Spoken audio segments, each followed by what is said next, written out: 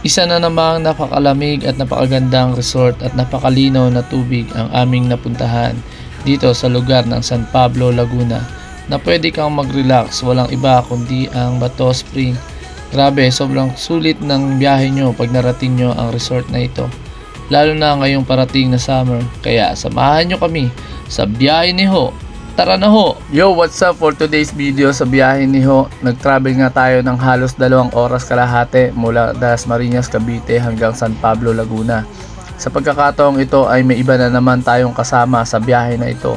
Sa una ay motor ang ating gamit, pero dahil may sasakyan ng ating ibang kasama, mas minabuti nilang ipagamit sa atin ang kanilang sasakyan. At ito na nga, nakarating na tayo sa ating destinasyon at dito makikita natin ang malaking signage ng Bato Spring. At dito nga ay kailangan nating magbayad ng entrance ng 200 pesos per head. Day tour yon. At meron sila ditong malawak na parking lot at free parking sila dito. At sila nga pala ang makakasama natin ngayon sa ating biyahe. Ang biyahe ni Ho nga pala ay naunang umalis. Mga 3 AM pa lang ng madaling araw ay nag-travel na sila. Kaya nauna sila dito sa Bato Spring at nakapag-swimming na din sila kahit papano habang nag-aantay sa amin. Iba talaga pag nalilate ka sa venue dahil maaari kang pagtripan ng tropa. Dahil ang sabi nila, ito na ang Bato Spring. Akala ko nung una ay namali lang kami ng napuntahan.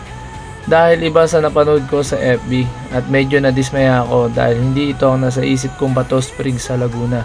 Pero hindi pala. Kailangan mo pa palang maglakad ng onte para makita mo ang ganda ng Bato Spring. At pagkatapos nating magpahinga saglit galing biyahe ay sinubukan na nga natin ang lamig at sarap ng tubig dito sa Bato Spring.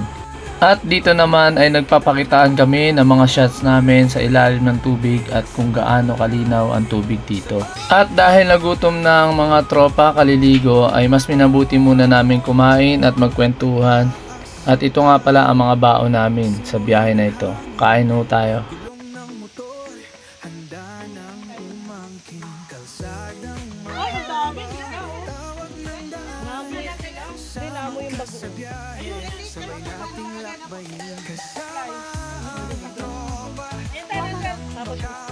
At pagkatapos namin kumain, pahinga lang din saglit at syempre ligo na ulit. Masarap talaga magbabad sa ganitong kalamig na tubig. Lalo't ang panahon ngayon ay sobrang init. Gawa ng papalapit na nga ang summer. Kaya sulit na sulit talaga ang biyahe namin na ito. Alam nyo ba na hindi ka nabubuhay para lang magtrabaho ng magtrabaho? Kailangan mo din maglakbay o bumiyahe paminsan-minsan at bigyan ng kapahingahan ang sarili mo.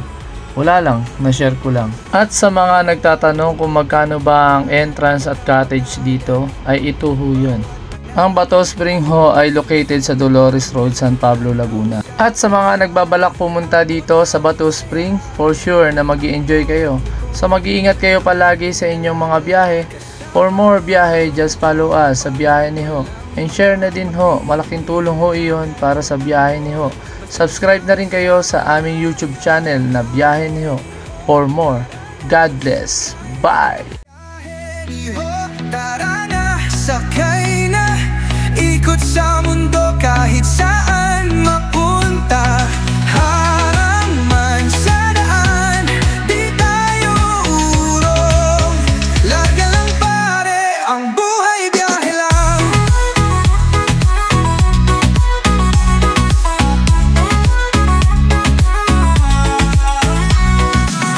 Lawa o bundok, dagat o kapatagan, bawat tanawin ating masusulyapan.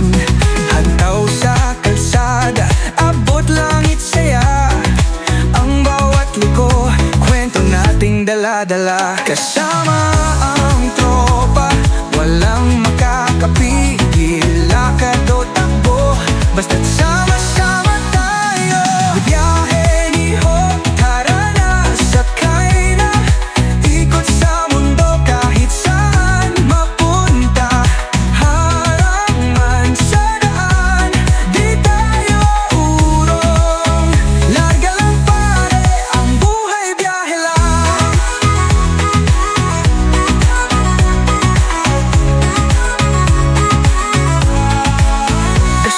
sigla, apoy sa makina, patuloy ang takbo, wala nang hihina.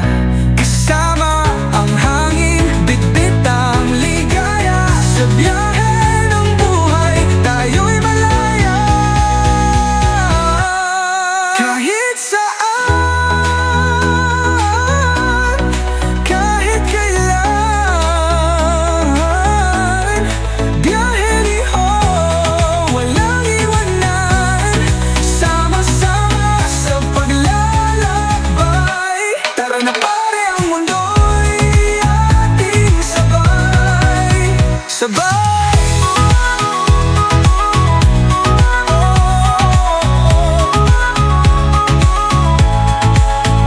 Kasama ang tropa, walang makakapigil. Lakad o takbo, basta't sama-sama tayo. Biyahe ni Ho, tara na, sakay na. Ikot sa mundo kahit saan mapunta. Harang man sa daan, di tayo urong. Larga lang pare, ang buhay biyahe lang.